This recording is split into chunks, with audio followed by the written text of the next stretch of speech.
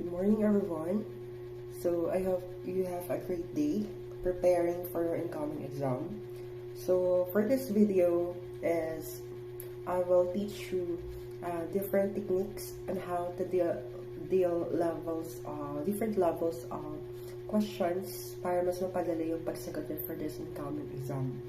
So, of course, the first thing that you need to do is the purpose of your exam. So, basically, class, nagkakaroon tayo ng exam is para mag-test kung may natutunan ba talaga kayo for the entire quarter.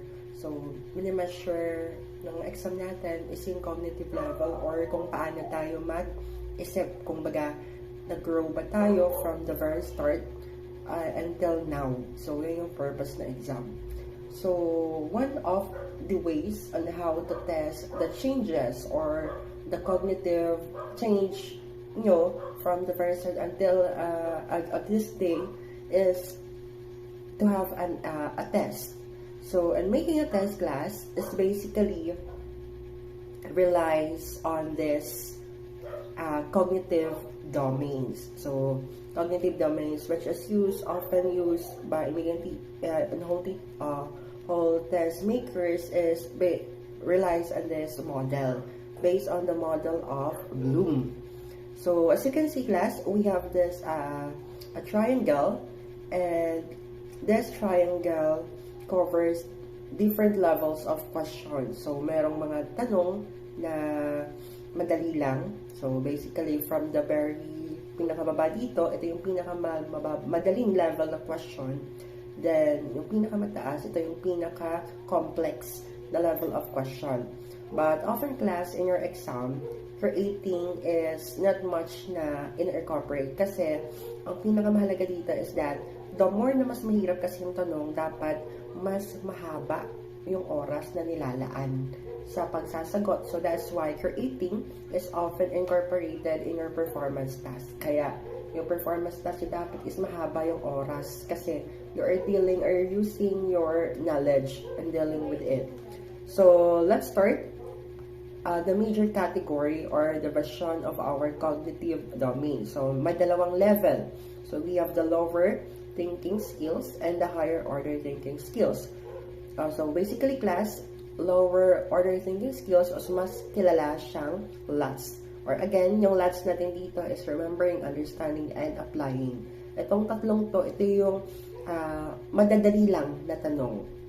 Kung ano yung tinuro, yun lang yung lalabas. Kung ano nakalagay sa reviewer, gano'n na gano'n lang yung lalabas. Often, yan yung sa LUTs. Pero ano naman dito sa HOTS or Higher Order Thinking Skills? Si Higher Order Thinking Skills class it includes analyzing, evaluating, and creating. So, ito yung mga literal na pahirap sa exam na mga level ng tanong. So, kasi ang sinasabi dito is that examining information makes judgment. So, syempre, kung hindi mo talaga alam, kung baga yung sariling mong pagkaintindi at yung buong natutunan or experience mo in learning, yun talaga yung gagamitin mo in order to answer this level of question. So, kind of take a look at this one. So, in our exam right now, as we have 50 items. So, this is just an example class since I am not the one who make your exam this quarter. So, normally, our exam is hinahati siya into percentage. Kung baga, hindi pwedeng dapat hahatiin. Kung baga, may mga items na dapat 30% is, dapat 60% yung isa is madali. Tapos, 40% is yung medyo mahirap-hirap. Ginagawa yung percentage or pagkakahati-hati ng levels of item is para ma-identify kung ilang minutes yung dapat ma-consume sa pagsasagot. So, again, sabi ko sa inyo, pag HOTS, dapat matagal-tagal yung oras na nilalaan. So, since your exam consumes around 1 hour and 30 minutes, I guess, so, basically, ang lalabas na tanong kadalasan is that yung HOTS, so, out of 50 items, possibly mga 20 items. So, yung LUTs, probably 30 items. So, madali yung mga items. So, later, tuturuan ko kayo kung paano kayo makakuha ng mas maraming points dito sa HOTS. So, sa LUTs, makakakuha ka ng possible na matataas dito pag sobrang aral na aral ka na sa mga reviewers or sa mga lesson natin. So let's discuss first. The lower order thinking skills are the last. So again, class, I'll prepare here a different sample questions about this level. So let's start from the very or easiest question in this level, remembering or basically recalling specific facts. So let's try this one. Remembering. First question. The most abundant chemical compounds on surface of Earth is called. So kung babasahin mabuti, is sabi dito, most abundant chemical compound on surface of Earth. So ibig sabihin, you are just recalling a specific term or idea. So pag ganun, remembering lang siya, ganun lang siya kadali. Masasagot mo lang yung mga ganitong tanong kung nakikinig ka. So, anong sagot dito possibly? Actually, class, the answer here is water. Water po. Ayan, bold natin. Water. So, why water? So, sabi kasi ang keyword dito is chemical, most abundant chemical compound. So, ganito, pag nasasagot tayo, pag hindi mo talaga alam, dapat marunong kang maghanap ng keyword sa mismong tanong. So, or mismong binahanap. So, abundant chemical compound. Kung pag hindi mo talaga gets yung term abundant, pwede mo siyang i-translate into Tagalog. Example, pinaka-marami or pinaka-tawag dito, sagana na chemical compound. So, di ba, nasabi ko naman na sa inyo that water is the most abundant or yung binubuo ng buong surface ng Earth. So, kung nakinig naman kayo, your answer is water. But, if we will use other ways on how to answer this, we will use the elimination process. Ito yung kadalasan or gamit na lagi nating lahat. So, ganito siya. Again, most abundant. Kung ang asin ba, kadalasan is makikita siya everywhere. So, normally, hindi.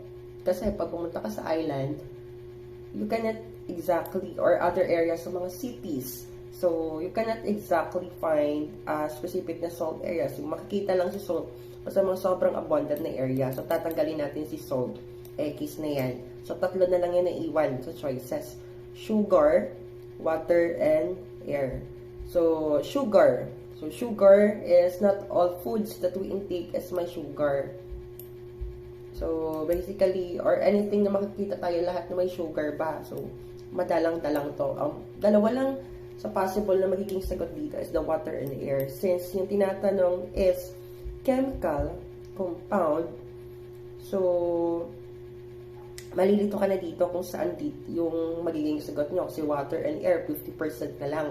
Possible na si water yung sagot or possible na air yung magiging sagot.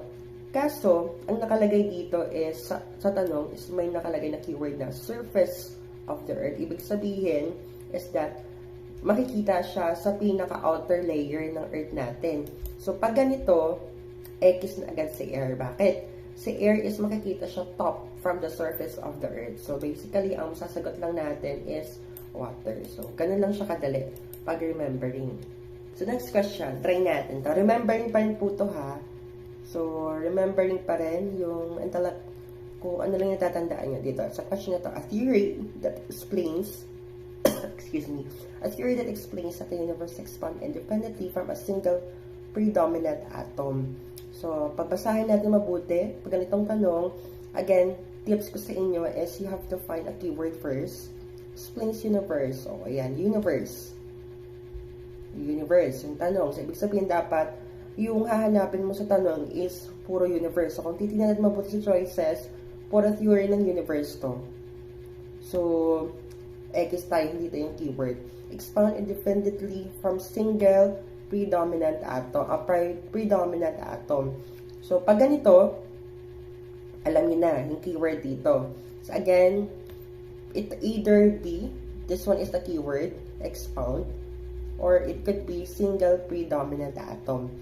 So, automatically, tatanggalin natin si divine creation theory. So, since this one is a theory that explains about the Bible, so, iba siya. So, Big Bang Theory, so possible. Kasi nga, di ba sabi natin, start by singularity, o pwedeng tama yan. So, steady state, pangalan niya palang steady, ibig sabihin hindi siya mag-expand, so X yan. O dalawa na lang, si oscillate or si Big Bang.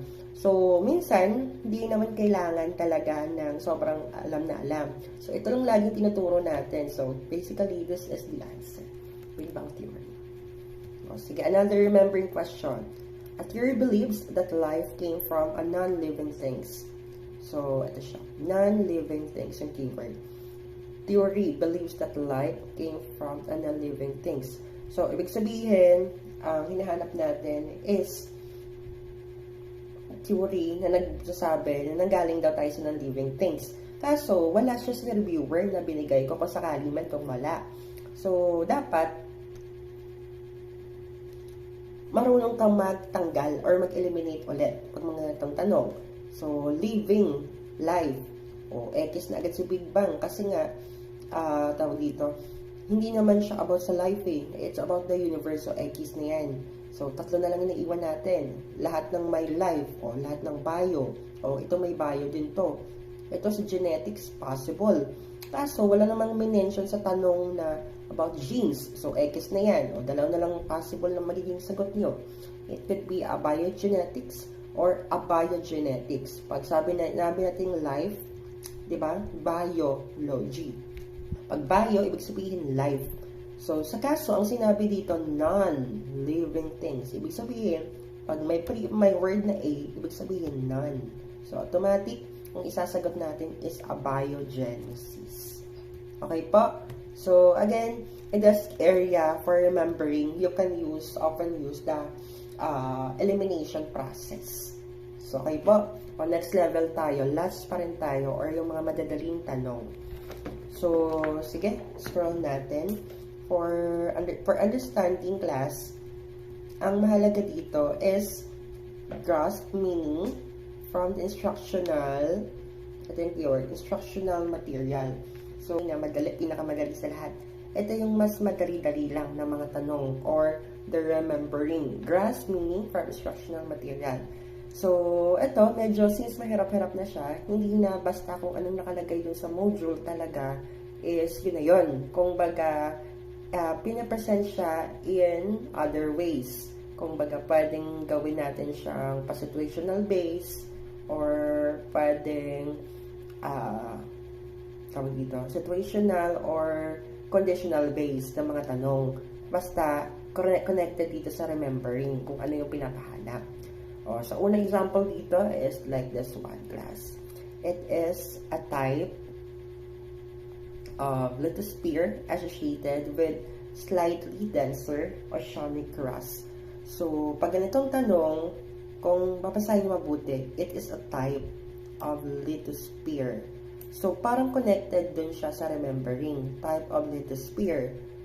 So, dito, hindi mo siya literal na masasagot kung hindi mo alam kung ano yung type ng lithosphere. Pero most of the time, class, ang kung baga, pag understanding kasi, dapat alam mo kung anong pinapahanap na minsan, kung baga, yung description, yung nilalagay sa kumbaga, mas mahirap-hirap lang siya ng konti. Ulitin ko, it's a type of lithosphere associated with slightly denser oceanic crust. So, maghahanap tayo ng keyword muna. So, ayan. Yung keyword dito, slightly denser oceanic crust. So, ito yung titignan natin. So, try natin i-apply yung mga elimination process. So, planetesimal lithosphere. Ayan, hindi mo talaga alam yan sakali. O, eliminate natin yung tatanggalin. Universal lithosphere. So, wala namang sa tinuro yan kahit pa paano, tatanggalin natin. So, possible na dalawa yung magiging sagot natin dito. So, it could be si oceanic or si continental. Kaso, may nakalagay sa keyword na oceanic crust. So, sa keyword pa lang, minsan may mga ganitong tanong na pag marunong ka lang magbasa, masasagot mo na agad. So, automatically, the answer here is oceanic lithosphere. O, diba? Madali lang. Try natin understanding pa. So, again, sabi ko understanding class, it could be situational. So, try this question. How are igneous rock formed? So, basically, kung hindi mo alam kung paano na-form yung rock, hindi mo ito masasagot Kung baga, alam natin yung pinaka-basic na meron tayong types of rock. Pero, pag understanding kasi ang attacking niya is, kung naintindihan mo ba yung isang lesson. So, just like this, alam mo ba kung saan nanggaling or paano na-form yung igneous rock? So, a suggestion of this kind of question ko sa inyo is, gagamitin ulit sa elimination process. So, tatanggalin natin yung hindi assure ko sa mga tinuturo. Unahin natin tingnan natin mabuti. Mountains that have weathered away. Okay. Molten rocks that have cooled. Pieces of other rocks that have cooled and cemented together. So, hindi ka sure. Kaso nakalagay dito, igneous rock. Ang natandaan mo lang sa discussion natin is, bawat rock is magkakaiba ng pinanggalingan. So, ibig sabihin, tatanggalin natin unang-una tawag dito, all of the above. Kasi alam natin na hindi same na pinanggalingan ng bawat rock. So, tatanggalin natin si letter D. So, tatlo na lang iniiwan. So, A, B, and C. So, kung sakali, ang natandaan mo lang is C, sedimentary rock. Sabi na naalala mo lang is about cement or kailangan niya mag-compact. So, sure na sure ka about the sedimentary rock. So, tatanggalin din natin. Ito lang yung naalala mo. Kaso, dalawa na lang yung hindi ka sure na hindi mo maalala itong dalawang to. It could be a mountain that have weathered away and molten rocks that have cooled. So, 50% na lang. So, it could be, pwede mo siyang, wala kang choice. Kailangan mo nang tanggalin kung sa tingin mo, kung pipili, kung saan na dyan talaga yung pinaka-best. So, sabi dito, molten rocks have cooled, mountains that have weathered away. So, medyo malayo-layo si letter A. Kasi nga weathered, anong connect nyo sa rock formation? So, it could be the answer here, or possibly the answer here is letter B. Ayan. So, kahit keyword lang sa mismong idea. So, ganun po pag-understanding. Kailangan may alam ka na basic ng konti, saka mo gagamitin yung konting alam mo na yon para magtanggal ng hindi connected sa tinatanong. Okay? O sige, next tayo. Applying. So, kung titingnan natin class, applying, medyo malapit-lapit na siya sa HATS. So, sabi dito, information in a new but similar situation. So, pag applying class, literal na mahirap na to. Minsan, kinoconsider na to sa HATS kasi dapat medyo tawag dito, may aral ka kahit papalo, siguro mga 30% para masagot mo to. So, example ganito. The formation of the volcanoes was often caused by, tinatanong saan nanggaling or paano nabubuo yung vulkan. So, pag ito yung choices, picture, hindi ko alam kung anong itsura. So, basically, na-stress ka kung wala ka talaga alam anong nangyayari, hindi mo alam kung paano to. So, volcano. Di ba anong volcano? Anong shape ng volcano? Patusok or patulis, mas mataas sa typical na patag na lupa. So, kung titignan natin, dito, is that, si letter C, or si letter D, tatanggalin natin. Kasi wala naman siya dyan eh. Tatlong naman yung types ng plate tectonics. So, tatanggalin natin si letter D. Si letter C, tatanggalin na din natin kasi nga kung nakikita niyo sa picture is walang form na landform na na-form dito or nabuo. So, hindi patag na patag. So, X yan. It could be si letter A or si letter B. So, tignan natin mabuti. Saan dyan sa picture yung may parang patulis na shape? So, it could be letter almost same daw. So, letter A. Yes po. Si letter A yung answer dito. This one is basically a convergent boundary. Kumbaga, convergent plate. Nabuo si volcano in a convergent plate. Kung napapansin nyo sa picture pa lang, this is a convergent, this is a divergent, or split away. Then, ito si transport. So, ito yung sagot natin, si letter A. Ganun po pag-application. So, kung baga, kailangan alam mo, i-interpret yung mismong picture para masagot mo siya. Okay? So, ito, medyo mahirap-hirap din siya. Application. Ito, situational, pwede din sa application. A person prefer to sit by a fire during cold winter. O, situational, medyo mahirap-hirap yung mga ganito. Yung iba, in-skip na agad. So, a person prefer to sit only during the cold winter. Which of the following heat transfer type given in the most heat? Him the most heat. So, pag ganitong tanong class, mahirap na talaga siya. Kaso, kung alam mo yung pinakatatlong basic na types of heat transfer, masasagot mo siya. So, example, radiation, convection, and conduction. Tatlo lang yung pinaka-best way para makapag-transfer tayo ng heat. So, pag ganito, try natin iintindihin. O, sige, ganito. Radiation will provide quick warm. O, pwede. Kasi medyo malapit siya sa init. Convection. Convection, pwede. Pwede. Kaso, may radiation. It nears the far. Convection sounds good. O, ito. Unang tatanggalin natin klase, conduction. Kasi, conduction, kailangan may medium. O, sige, tanggal tayo. Tatlo na lang. A, B, or C.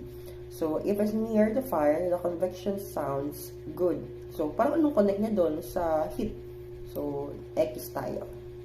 Dalawa na lang. Radiation will provide quick warm. Convection and radiation together. So, saan dito, class? Tingin yung best answer. So, kung ako magtatanong sa a person sit near a fire, which of the following heat transfer types gives him most heat? Pag most yung tanong, ibig sabihin, isa lang dapat yung sagot. So, it could be si letter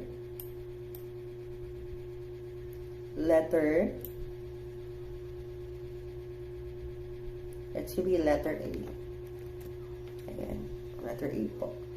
So, next question tayo. So, lower order thinking skills. Dito na tayo sa mga mahihirap na tanong na kailangan na mas mahabang oras na intindihin. Ito na si analyzing and evaluating. Unahin muna natin si analyzing.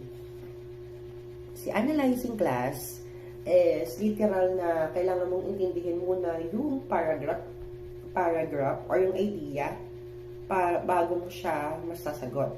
Ganito, pag analyzing is medyo kailangan niya natin ng base knowledge or dapat may alam tayo kahit paano. So, ang tignan natin mabuti sa tanong, name the fourth time frame in order from oldest to youngest. So, pag ganito, yung unang tanong is oldest. Yung keyword is oldest to youngest. So, tapos, ang natatandaan mo lang is yung time ng mga dinosaur. O, time ng mga dinosaur.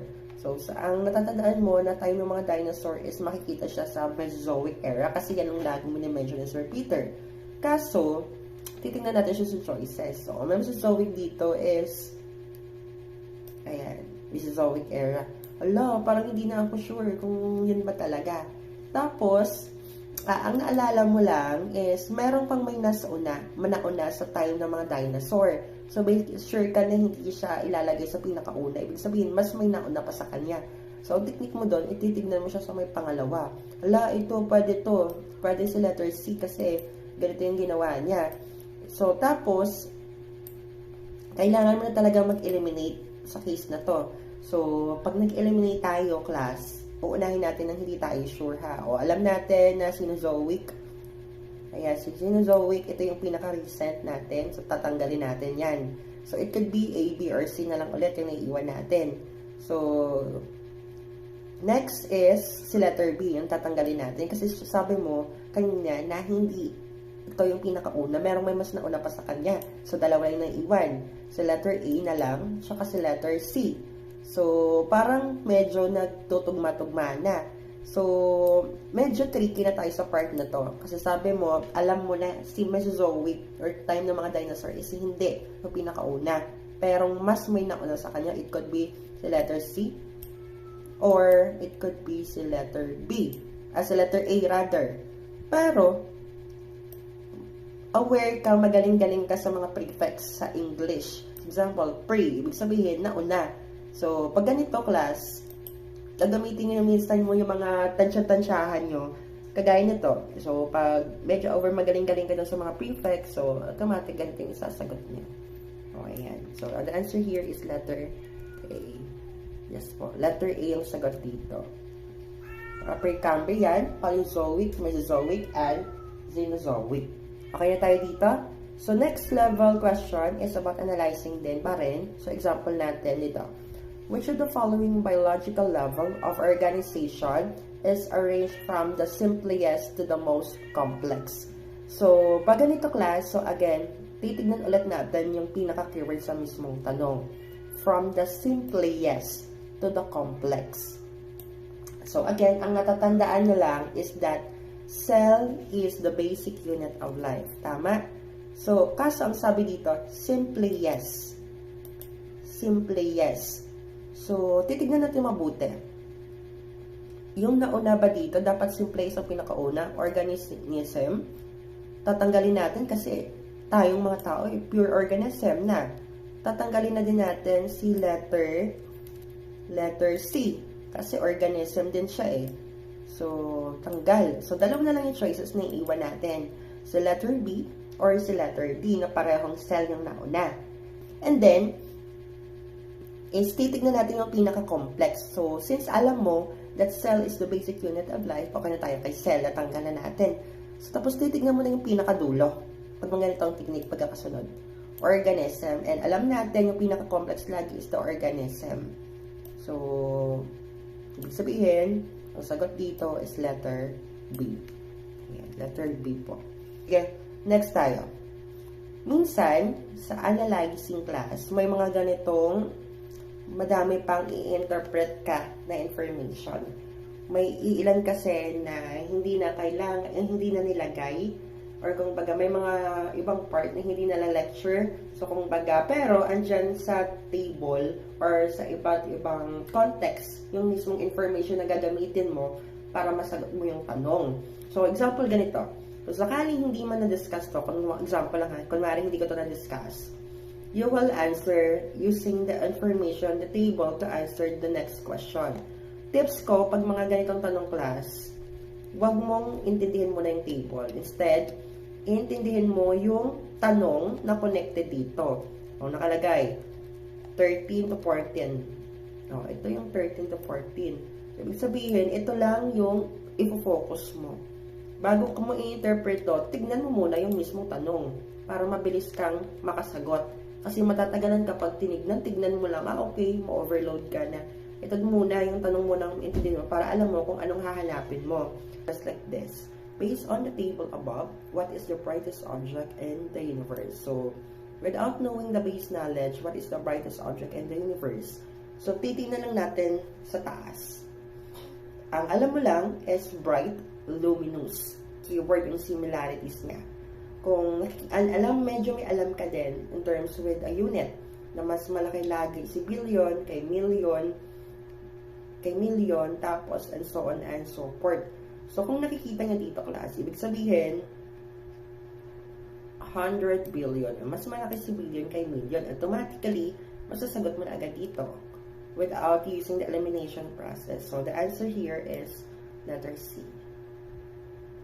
Yes, letter C po. So, again, same way, pag mga itong tanong, next question. Based on the data shown on the table above, what celestial body closely characterizes that light can't escape with passing it. So, pag ganito class, titignan ulit natin yung table.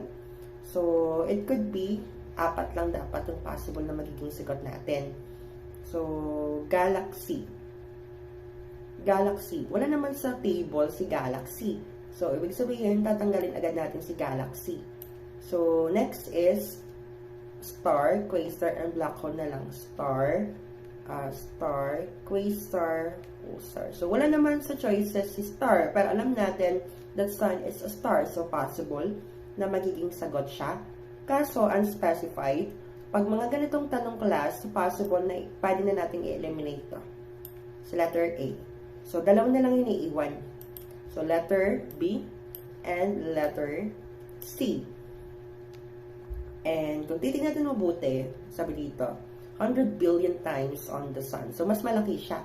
Special type of a black hole. So, black hole siya. So, tapos, nakalagay naman sa black hole, extremely gravity, that's strong anything cannot escape. So, andun mismo sa tanong, or sa mismong data, sa table, yung hinahanap mo. So, ibig sabihin, the possible answer here is a black hole. Sir, bakit hindi po quasar? So, sa tanong kasi dito, pag ganitong tanong, example, is, what's the natural closely characteristic but light can escape?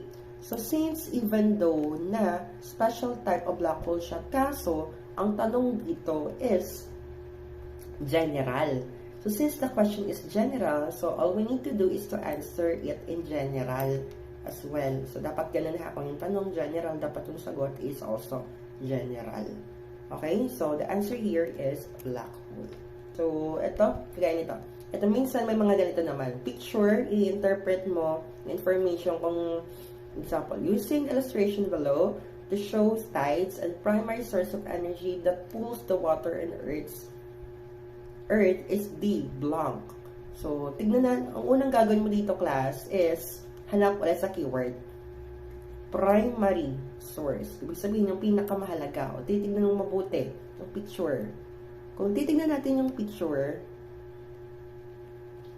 alam natin na si Sun and si Moon is may gravity. Ibig sabihin, pinupull nila yung water. So, it could be letter A or letter B yung magiging sagot. So, pwede natin tanggalin si letter C muna. Kasi, wala naman sa picture kung saan dyan sa wind. So, next, star. Si star is eliminate din natin, tatanggalin natin. Bakit? Since the question, titignan natin, nakalagay si sun, and sun is an example of a star. So, basically, tawag dito, anchorage yung mismong tanong. So, pag mga itong tanong class, ang hinahanap natin, dapat tatanggalin natin yung almost similar na. Hindi pwedeng ganon na choices lagi.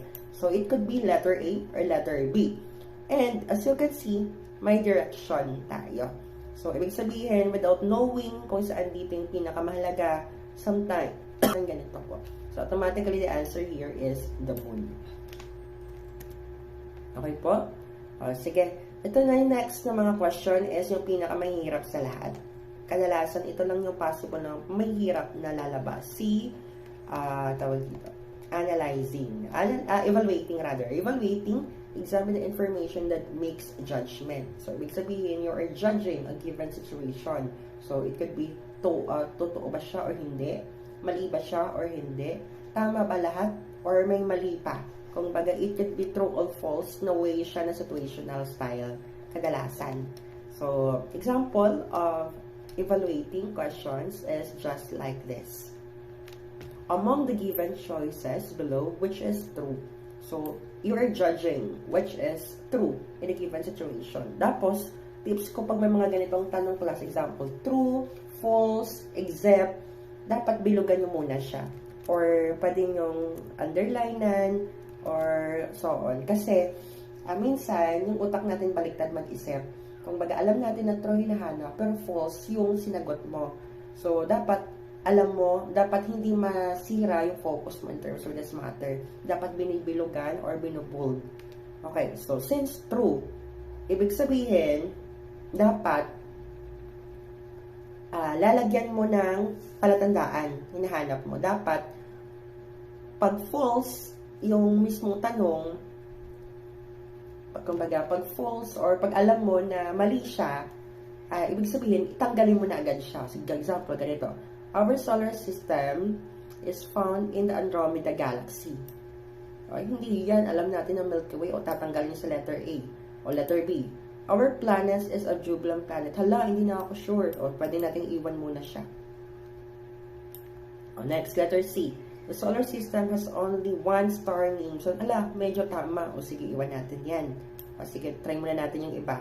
Our planet Earth has 2 moons. Mali yan. Kasi si Luna lang yung star, yung moon sa Earth. So, ibig sabihin, tanggal din to. Kaso, ang tinatanong ulit, true. So, hindi ka sure dito sa dalawang to kasi dyan yung pinakatama. Kaso, nakalagay ka na term na Jubian. Hindi ko alam talaga yung Jubian. Pero, sure ako na yung sun is a star. So, basically, kung yun ang sure ka, yun na yun, yung isasagot mo dapat. Kasi pag hindi ka sure minsan, doon ka nagkakamali. O, ayan. Letter C. So, dito class, hindi mo siya masasagot yung mga ganitong tanong kung wala kang literal na may alam na konti kahit paano. Dapat may alam ka. Okay po? O sige. Ganito naman. So, almost ka nakikita yung mga tanungan dito. Almost same lang. Which statement is true? Ito. Hanapan ko kayo ng item na medyo mahirap-hirap. Ito. Minsan, may ganitong item. Based on the history of the formation of Earth, which of the following event is correct? So, pag ganitong tanong ulit, tips ko sa inyo, kailangan i-underline kung ano yung pinapahanap. Kasi minsan yung utak natin pag nagja-judge, bumabaliktad. So, dapat pa-circulan or bold yan. So, pag ganito, example, event 1, event 2. So, ganito, kung baga, first statement is correct, first statement is false. So, nakaka-stress yung mga ganyan. Hindi, madali lang siyang sagutan. Kung may konting alam ka din. So, example, event number 1. The Great Dying caused by a massive extinction due to change in direction of a convection current. Ano yung Great Dying? Di ba nakalagay sa reviewer? Great Dying is the massive extinction in the history. Ayan, medyo tama, di ba? Medyo tama naman. The extinction of dinosaur caused by a massive asteroid that enters an Earth atmosphere. Mukhang tama na naman siya. So, parang hindi ka na sure kung ano yung talaga yung isasagot mo. Mag-elimination tayo sa panganitang style. Example, none of the event is true. So, basically, ayan, tanggal natin sa letter D kasi nga, correct yung nahanap. So, may sure ka naman dito about sa dinosaur. So, example, alam mo talaga to yung pangalawang event. Tapos, event 1, hindi mo alam. So, tanggal natin sa letter D. First event is false. Tika lang, iset mo sa utak mo na si event number 2 is tama. Kasi alam ka dito, sabi niyo sa asteroid pumasok sa planet. So, ibig sabihin, dapat nakaset sa utak mo na si event 2 is tama lagi. So, it could be yung magiging sagot mo si letter C or si letter A. Kasi, sure na sure ka na dito sa event B na namatay yung mga dinosaur in terms because of the asteroid. So, ibig sabihin, ang nagsabi dito na second event is false. Ibig sabihin, tatanggalin na natin yan. So, here is letter A or letter C. So, pag ganito class, 50-50 na. It could be tatama ka or mamamali ka. So, pag ganito, minsan, tignan mo na lang yung choices. Massive extinction that due to change, direction of the convection current. Possible na tama lahat siya. Possible na hindi. So, pag ganito class, minsan, ang ginagawa ko na lang dito is, tinuturo ko siya pareho. Ayan, tinuturo ko siya pareho kasi, pag sobrang constructed naman yung sentence, ibig sabihin, tama na yan. So, minsan, namamali naman ako, minsan natatama, pag hindi mo talaga siya alam. Kaya, hindi pwedeng makasagot kung hindi mo talaga siya alam na alam. So, ayan. So, overall, tips to everyone. So, again, is that may sinend na ako na reviewer sa inyo. So, again, yung reviewer na sinend ko sa inyo that is anchored sa mismong exam ninyo.